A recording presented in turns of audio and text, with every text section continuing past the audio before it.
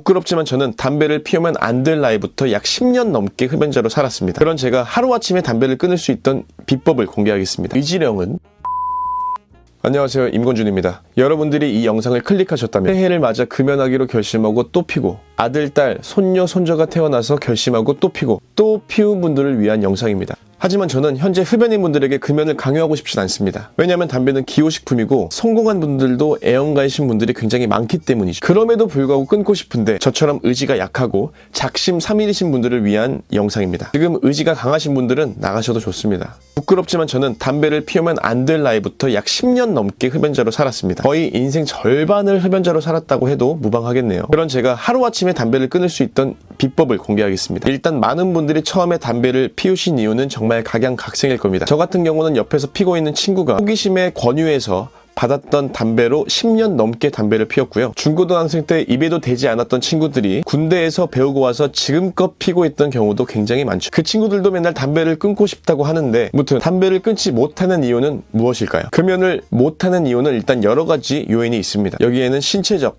심리적, 사회적 요소가 포함이 됩니다. 첫 번째, 니코틴 중독입니다. 담배의 주성분인 니코틴은 강력한 중독성을 가지고 있어서 뇌의 보상체계를 자극합니다. 금연을 시도하면 금단 증상, 초조함, 집중력 저하 등이 나타나서 금연을 유지하기가 어렵게 만듭니다. 두 번째, 습관화된 행동입니다.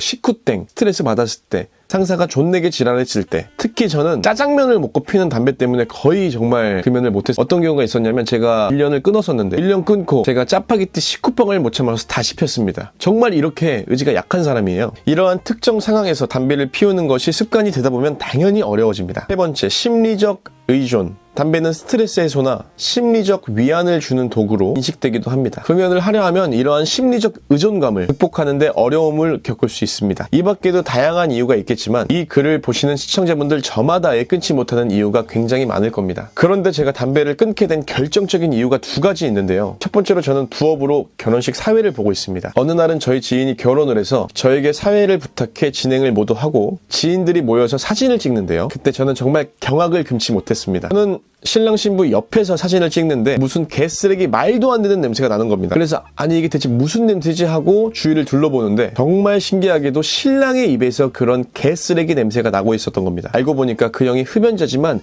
그 중에서도 마일드 세븐, 일명 맛세를 엄청나게 폈던 사람이에요. 피면 입냄새가 굉장히 많이 나는 걸로 유명한 담배입니다. 그러니까 그렇게 인생의 가장 중요한 순간인 결혼식에서 그렇게 개똥 쓰레기 쌉냄새가 나면 대체 신부는 무슨 기분일까 하고 굉장히 두려운 감정에 휩싸였습니다. 아, 나도 금연을 안 하면 저렇게 되겠구나 라는 생각이 정말 무서웠던 기억이 있고, 두 번째는 초조함입니다. 저는 20대 초반에 비교적 어린 나이에 너무나 귀여운 조카를 봤습니다. 막 태어난 너무 귀여운 조카가 저희 집에 자주 종종 놀러 왔어요. 그런데 그 가족들과 있는 행복한 순간이 계속되면 당연히 저는 담배를 피우지 못했겠죠. 왜냐하면 아빠, 엄마, 형, 형수님, 조카 모든 사람들이 제가 담배를 피고 오면 당연히 담배를 피우는 냄새를 맡겠죠.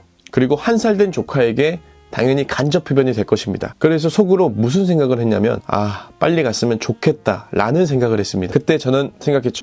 씨발 담배는 끊는 거구나. 가족들끼리 있는 소중한 순간에 담배 때문에 조카를 보내고 싶은 제가 너무 싫었습니다. 그리고 저는 원래 지금 하고 있는 일을 하기 전에 영업이란 걸 했습니다.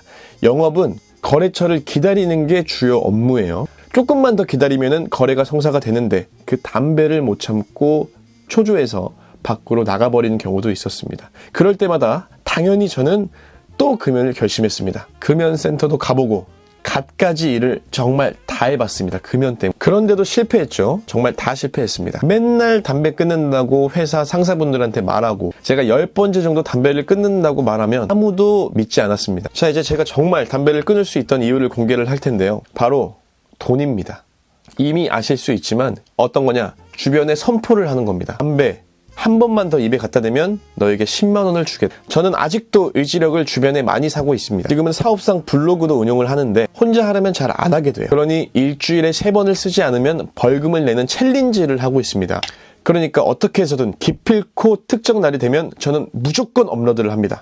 여러분, 저희는 의지가 약한 게 디폴트 값이고 작심삼일이 디폴트 값입니다. 저 같은 경우는 그때 당시 가장 가까이 있던 여자친구에게 담배를 피면 10만 원을 주겠다고 해서 약 3번을 주고 3번을 줬을 땐 30만 원으로 올려서 금연을 성공할 수 있게 되었습니다. 그리고 30만 원을 모두 주고 그때 돈 한 푼 없던 저는 자연스럽게 담배를 끊게 되었습니다. 그래서 지금은 금연한 지 약 400일 정도가 되었고요. 당연히 지금 모두 끊었다고 할 수는 없겠지만 저는 너무 행복한 순간을 살고 있습니다. 정말 단 하루라도 먼저 끊지 않는 게 너무 후회가 돼요. 지금부터 여러분도 하루빨리 주변에 선포하는 겁니다. 내일은 없습니다. 금연을 한 번이라도 마음 먹으신 분들은 주위에 담배 피는 걸 보이면 20만 원을 선포해야 됩니다. 그리고 딱 일주일만 견뎌보세요. 일주일만 무조건 참는 겁니다. 무조건이에요. 오늘의 요약. 담배는 내가 끊는 것이 아닌 지갑이 끊어주는 것이다. 고작 금연도 하지 못하면 우리가 할 수 있는 건 정말 아무것도 없다. 주변에 선포하고 돈을 걸어라. 의지는 돈으로 살 수 있다. 그리고 금연을 하면 옆에 있는 여자친구 얼굴이 바뀔 수도 있다. 지금까지 긴 영상 봐주셔서 감사합니다. 오늘도 좋은 하루 되세요.